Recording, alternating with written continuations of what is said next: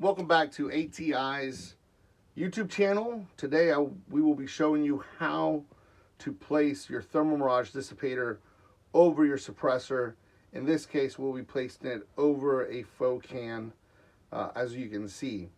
For the task at hand, let's start off with safety. As you can see, we have removed the bolt carrier group from the upper to make sure that we have no safety issues, right? Weapon is clear completely. To place your Thermal Mirage Dissipator, you're going to need a TMD and a normal set of Allen wrenches. Get the appropriate Allen wrench. You're going to want to use the long side into the screw so that you don't over tighten it at all.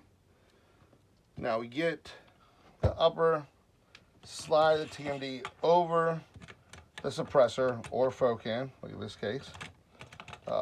You line it up. Make sure the screws on the bottom are on the bottom of the suppressor and catching the top of the suppressor.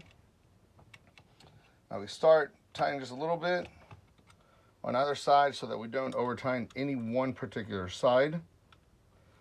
More importantly, you do not want to over tighten any of this for two reasons. One, so that you don't strip the TMD, but even more important, like I said, is so that you don't ding, dent, or damage your suppressor. That would be counterintuitive.